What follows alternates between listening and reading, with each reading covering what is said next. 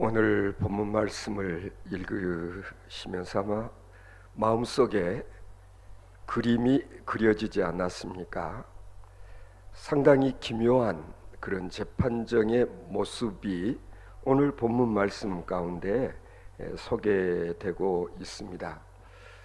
드디어 바울 사도와 그리고 아그리빠 왕과 버니게와 그리고 다수의 사람들이 함께 자리를 하게 되었고, 그리고 피고격인 이 바울 사도에 대해서 총독 베스도가 그동안 자신이 판단한 바를 이렇게 아그리빠 왕에게 소개하고 있는 그런 지금 장면입니다.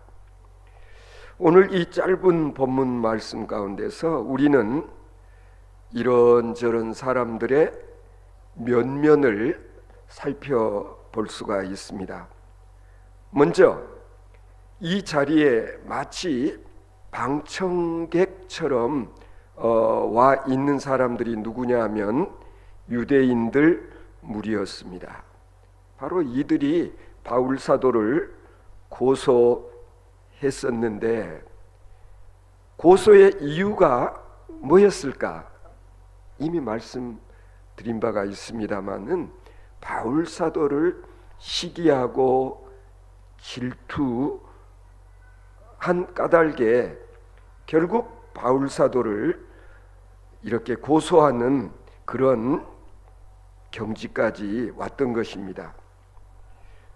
한마디로 어떻게 해서든지 저 바울 사도, 어떻게 보면 눈에 가시 같은 저 사람을 우리가 제거해 버리지 않는다면 자신들의 입지가 흔들린다고 생각을 했던 것입니다. 그래서 여기 유대인들이라고 했지만은 좀 더 자세히 이야기하자면은 사실은 유대의 종교 지도자들이었다는 것을 우리는 이미 상고한 바가 있습니다.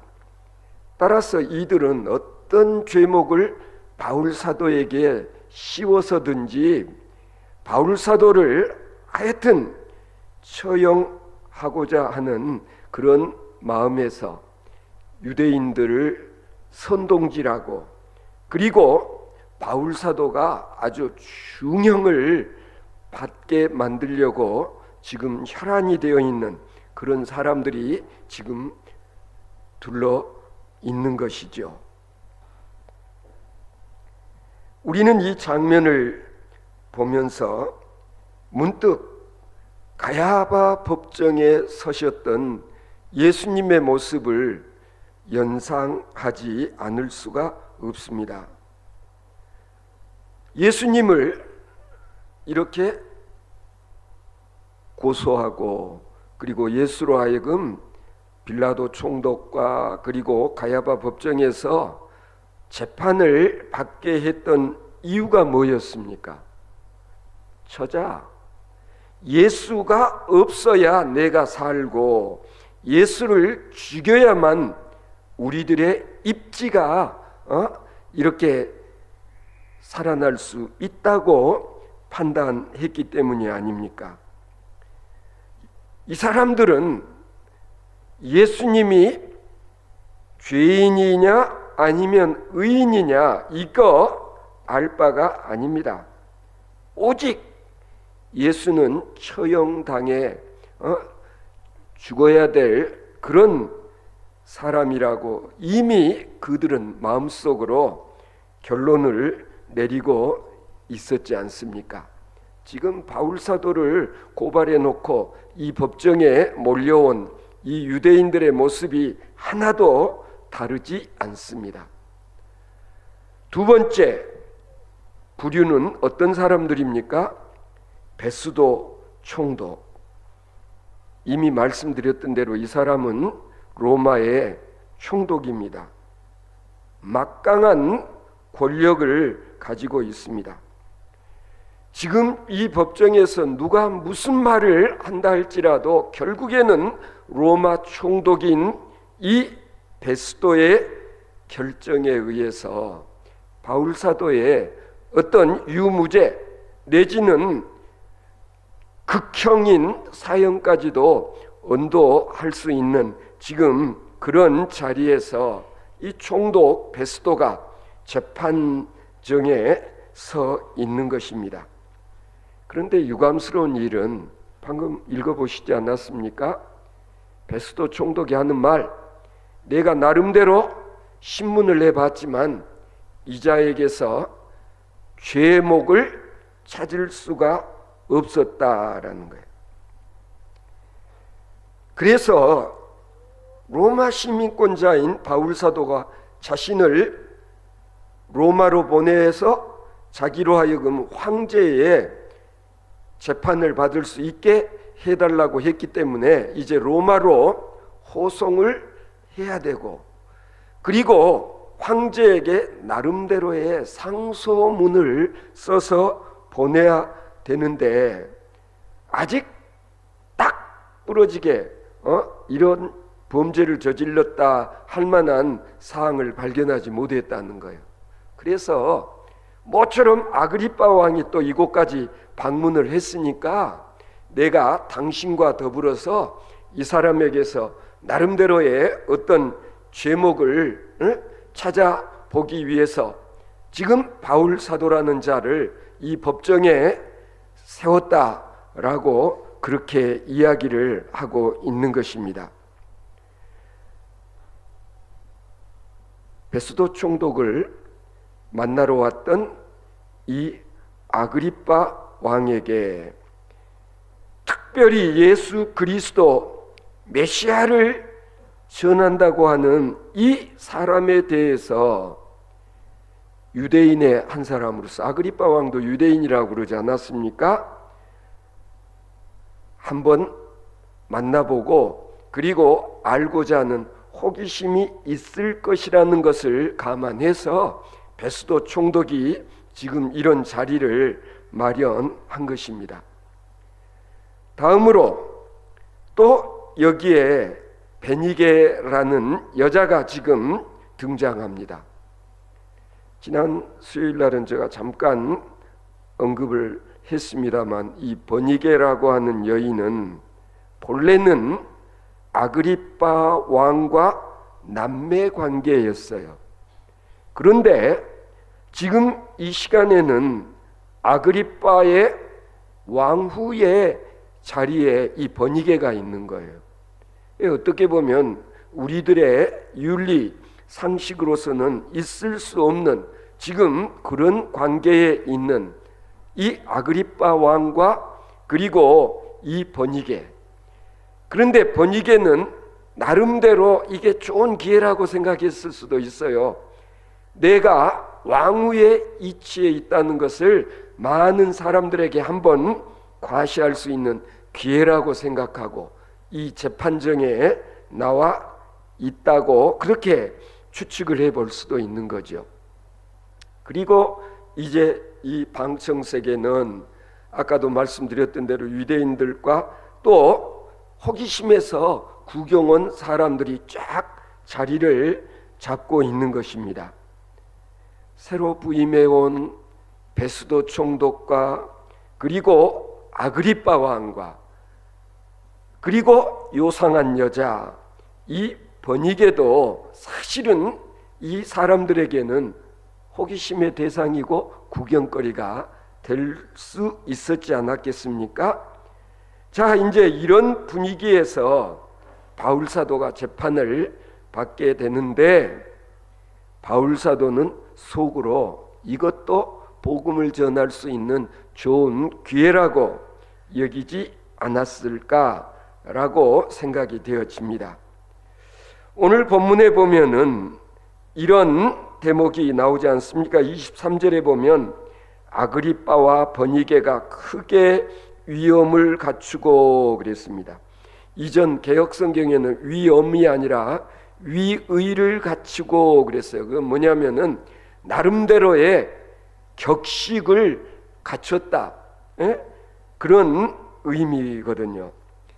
그래서 아마 의상부터가 영화의 한 장면처럼 아그리빠 왕은 왕의 패션, 그러니까 사색 애복에 왕으로서 머리에 크라운, 금관을 쓰고 한껏 위엄을 갖췄을 것입니다. 그리고 베스도 총독은 로마의 총독으로서 로마 사람들의 로얄 컬러인 아마 자주색, 보라색 이 옷을 차려 입고 총독으로서의 위엄을 드러내 보이면서 이 자리에 나타났을 것입니다. 자, 이 사람들의 비교되는 바울 사도의 모습은 어떠했을까? 그 당시 역사가들의 기록을 보면 바울 사도를 이렇게 묘사하고 있습니다. 바울은 초라했고, 그리고 죄수의 옷을 입었을 뿐만 아니라 손에는 쇠사슬이 채워져 있는, 그리고 키는 작았고 수의복을 입은 바울 사도는 머리숱이 좀 적은 대머리였다고 그럽니다. 그리고 눈썹은 짙었고 코는 메부리코처럼 구부러져 있었고, 그리고 다리는 이렇게 좀 휘어져 있는, 그래서 바울 사도의 외모는 참 볼품이 없는 초라한 그런 모습이었는데, 이 지체 높은 사람들의 그런 화려한 패션을 갖춘 사람들 앞에 서 있었으니 그 모습이 어떠했을까? 그러나 여기서 진짜 중요한 것은 바울 사도는 그들 앞에서 기죽지 아니하고, 그리고 얼굴에는 은혜가 충만했을 뿐만 아니라 누가 봐도 그에게서 소위 신령한 영적, 요즘 우리가 쓰는 말로 포스가 풍겼을 것이다, 그렇게 추측을 하고 실제로 그런 기록이 있다고 그럽니다. 바울 사도는 죄수요, 베스도는 총독이요, 그리고 아그리빠는 왕이었는데 그 앞에 서 있는 바울 사도는 오히려 영적인 그런 높은 카리스마적인 그런 분위기를 풍기는 그런 지금 희한한 광경이 바로 오늘 본문에 기록되어 있는 이 상황이라는 거죠. 여러분, 법정이라는 곳은 어떤 곳입니까? 재판정이라고 하는 곳은 죄인을 죄인으로, 그리고 의인은 의인으로 가려내는 일을 하는 장소, 그게 바로 재판정의 기능이지 않습니까? 그러나 세상 법정이라는 게 때로는 꼭 그렇게 되지를 못하고, 예수님도 당하셨던 것처럼 빌라도 앞에서 그러잖아요. 예수님도 빌라도 총독 앞에서 죄 없으신 예수님이 죄인처럼 신문을 당하고, 그리고 정말 나중에는 죄인으로 이렇게 처형을 당하는 그런 일이 있었지 않습니까? 이건 정의가 실현되어지고 드러나는 그런 장소가 아니라 정치적인 그런 이유에 의해서 죄인 아닌 사람이 죄인으로 이렇게 간주되어지는 그런 상황이 지금 오늘 우리 본문 말씀 가운데 소개되어지고 있는 그런 현실인 거예요. 이 보면은 죄에 따라서 뭐 10년형이다, 15년형이다, 아니면은 종신형이다, 사형이다, 이런 판결을 내려야 되는데, 이런 사법 정의가 제대로 실현되어지는 그런 국가, 그런 환경이라면 얼마나 좋겠어요. 그러나 요즘 우리들이 지켜보고 있는 삶 속에서도 사법부에 대한 신뢰가 때로는 어떻습니까? 의심받고 있지 않아요. 유전 무죄, 무전 유죄라고 하는 냉엄한 현실. 유명한 로펌을 많은 돈을 들여서 변호인으로 내세우게 되면은 혐의 없음, 무죄 판결을 받고, 그리고 정말 억울하게 돈이 없어서 돈 있는 사람에게 재판에 지는 그런 일들이 요즘도 버젓이 자행되고 있잖아요. 그러니까 돈 많은 사람들은 재판 받을 때에 아주 요즘도 이름만 대면 알만한 그런 로펌의 유력한 변호사들을 동원하지 않습니까? 베스도가 바울 사도를 그동안 신문을 해서 이제 사실은 알고는 있어요. 이 사람은 죄다운 죄목이 발견되지 않는다는 사실을. 그러면은 이 베스도 총독이 해야 될 일이 뭡니까?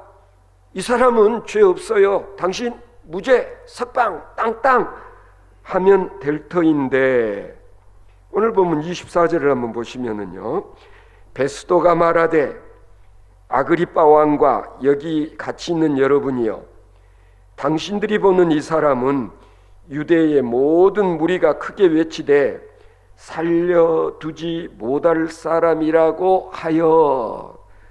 그래서 어쨌다는 거예요? 이 사람들은 다 바울 사도를 처형해야 될 죄인이라고들 아우성 치는데, 한마디로 살려둬서는 안 될 사람이라고 소리 지르고 그리고 고소를 했다는 거예요. 그런데 25절에 보면은 베스도가 이렇게 말을 합니다. 내가 살피건대 죽을 죄를 범한 일이 없더이다. 자기가 그동안 조사해 보니까 이 바울이라는 자가 소위 사형 언도를 내릴 만한 죄를 범하지는 않았다.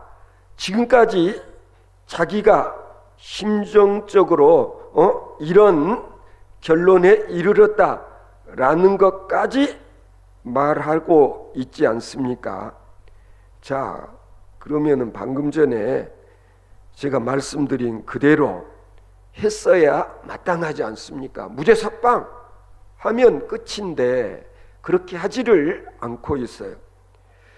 여러분, 빌라도 법정에서 경우도 비슷하지 않았습니까? 예수께서 피고로 그리고 가야바 대제사장이 원고가 됐었죠. 빌라도 총독이 아무리 이리저리 신문하고 살펴봐도 예수라는 자에게 죄가 없다는 것을 알았어요. 그러면 빌라도 총독이 당당하게 이 사람은 죄가 없어요, 무죄 석방하면 끝나는 거였는데 그렇게 하지를 못했죠. 그리고 결과적으로는 예수를 결국 사형에 처하는 그런 일을 이 빌라도 총독이 했던 것과 마찬가지로 지금 베스도 총독이라는 이자도 보면 빌라도와 다를 게 하나도 없는 그런 모습을 보이고 있는 거예요. 왜 그랬을까? 베스도가 용기가 없어서, 아니면은 계산을 많이 했었기 때문에. 그렇잖아요. 요 생각 저 생각, 내가 어떤 결정을 내리는 것이 앞으로 내 자신의 총독으로서의 입지를 강화시킬 수 있을 것인지에 대해서도 고려를 했을 것이고, 그렇잖아요. 그리고 내가 만약 이 바울 사도를 무죄 석방해 버리면은 요 많은 사람들이 와글와글 혹시 또 밀란이라도 일으키면 안 되지 않냐, 이런 생각을 했기 때문에 결국 자기의 소신대로 하지를 못했다. 사실 베스도 총독이라면 그렇게까지 고민할 필요도 없는 입장에 있는 사람이었다. 정말 베스도 총독이 제대로 된 인물이었다면 이렇게 이야기했어야 마땅해요. 여러분, 왜 죄 없는 이 사람을 여기까지 데려와 가지고 고발을 하고 이런 난리를 치는 거예요? 오히려 꾸짖었어야 되지 않겠습니까? 그리고 자기 전임자였던 펠릭스 총독, 이 사람, 죄 없는 사람을, 이 바울이라는 사람 2년씩이나 여기에 이렇게 유치장에 구금을 해둘 필요조차 없었던 일인데, 내가 보니까 전임자 직무유기를 했구나 이거. 그리고 무죄 석방을 하는 것이 당연한 일이었겠지만 베스도 총독은 그리 하지를 못했어요. 오늘 본문 26절 한번 보세요. 그에 대하여 황제께 확실한 사실을 아뢰을 것이 없으므로 신문한 후 상소할 자료가 있을까 하여 내가 오늘 이런 자리를 마련했습니다. 지금 이런 분위기였거든요. 그래서 모처럼 아그리빠 왕도 오시고 했으니까 내가 아그리빠 왕과 함께 다시 한번 바울 사도를 이 자리에서 신문을 해가지고 로마 황제에게 상소문을 쓸 때 필요한 어떤 그런 자료라도 찾아낼 수 있을까 해서 오늘 바울 사도를 내가 이 자리에 불러낸 것입니다. 이렇게 말하고 있는 겁니다. 여러분, 재판하는 사람이 언제든지 사실은 결백해야 되고 그리고 정직해야 되고 오직 정의만을 생각해야 되는데, 그리고 이런저런 편견을 가져서는 안 되지 않습니까? 그래서 이 재판정에서 아주 유무죄를 명쾌하게 명확하게 가려내주는 역할을 해야 될 자리에 있었던 베스도 총독이 지금 요 일을 그렇게 하지 못하고 또 아그리빠 왕까지 끌어들여서 어떻게 보면은 쓸데없는 바울 사도를 신문하고자 하는 이런 일을 하고 있다는 거죠. 자, 피고의 위치에 있는 바울 사도 입장에서 생각한다면 이게 얼마나 억울하고 불합리하고 그리고 참 모순된 일인가, 정의라는 게 도대체 어디 있는가. 제가 가끔 그런 질문 던지지 않아. 하나님 지금 뭐하고 계십니까? 이런 사람 같지도 않은 사람들이 총독이다, 왕이다 라고 복음 전하는 나를 이렇게 괴롭게 만들고 있는데, 하나님 이 자들에게 바로 벼락이라도 왜 내려 치지 않으십니까? 사실은 항변하고 싶은 마음이 생기지 않았을까요? 내가 그 자리에 있었다면. 그런데 바울 사도는 오늘 본문을 봐도 그런 얘기를 조금도 하지를 않고 있습니다. 그리고 누구를 원망하고 탓하고 낙심하고 그리고 절망하지 아니했다. 바울 사도의 이런 힘, 이런 용기는 어디서부터 주어지는 것일까? 요즘 우리가 새벽에 디모데 전서 그리고 디모데 후서를 이제 말씀을 같이 상고하는 중에 있습니다마는, 주님의 사도가 된다고 하는 것은, 주의 종이 된다고 하는 것은 호의호식하고 부귀영화를 누리는 것이 아니라 고난의 자리에 서는 것이다. 디모데야, 고난을 받으라. 그렇게 바울 사도가 디모데에게 이렇게 권면하는 그런 말씀을 오늘 아침도 우리가 상고하지 않았습니까? 바울 사도는 지금 어떻게 보면 낙심이 되고 그리고 불평하고 원망하고 하기 딱 좋은 그런 환경에서 조금도 흔들리지 아니하고 그런 모습을 보이지 않는 이유는 뭘까? 어쩌면 지금 바울 사도는 스데반 집사를 생각하지 않았었을까? 자기를 비롯해서 돌팔매질을 하고 있는, 자기를 죽이고 있는 자들을 위해서 하늘 문을 바라다 보면서 저들의 죄를 용서해 달라고 기도했던 스데반 집사, 어떻게 보면 예수님의 모습 아닙니까? 지금 이런 상황에서 바울 사도는 어쩌면 자기가 돌팔매질했던, 그리고 죽임을 당했던 스데반 집사의 모습 아마 생생했을 거예요. 그래서 결국은 에스더처럼, 에스더 왕후처럼 죽으면 죽으리다. 경우에 따라서는 내가 스데반 집사처럼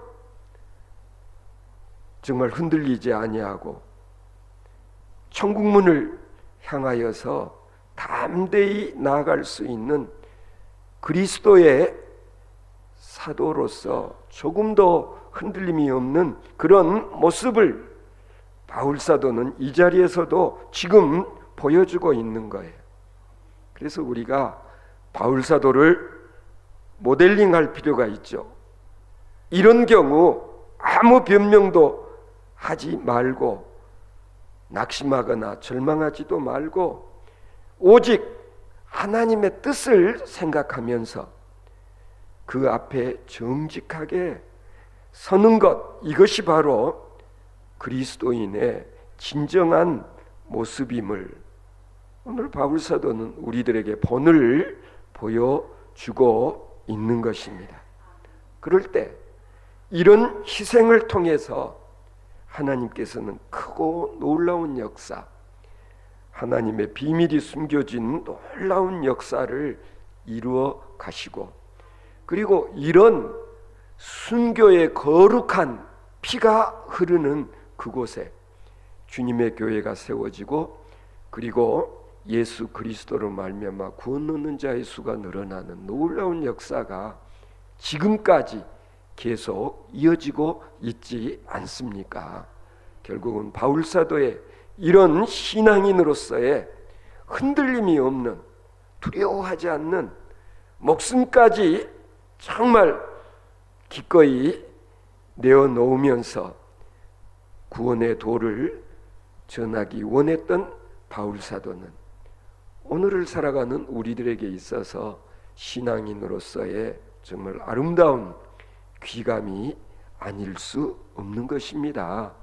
우리는 사소한 것으로 인해서 서로 원망하고 불평하고 때로는 낙심하고 절망해버리는 그런 정말 믿음이 약한 그런 신앙인은 아닌지 내 자신을 다시 한번 오늘 본문에 소개되어지고 있는 이 바울 사도에 비추어 보면서 오늘 또 흔들림이 없는 신앙의 외기를 서로 위로 격려하며 우리가 마지막 결승점까지 꿋꿋이 정진해 나갈 수 있는 우리 드림교회 성도 여러분 되어지실 수 있기를 바랍니다.